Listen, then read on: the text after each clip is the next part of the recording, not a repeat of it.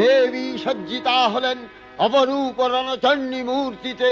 হিমাচল দিলেন সিংহবাহন, বিষ্ণু দিলেন চক্র, শঙ্কর দিলেন শূল, যম দিলেন তার দণ্ড, কালদেব সুতীক্ষ্ণ খড়গ, চন্দ্র অষ্টচন্দ্র শোভা চর্ম দিলেন, ধনুর্বাণ দিলেন সূর্য, বিশ্বকর্মা অভেদ বর্ম, ব্রহ্মা দিলেন অক্ষমালা কমণ্ডলু, কুবের রত্নহার, সকল দেবতা মহাদেবীকে নানা অলঙ্কারে অলঙ্কৃত ও বিবিধ প্রহরণে সুসজ্জিত করে অসুর বিজয় যাত্রায় যেতে প্রার্থনা করলেন।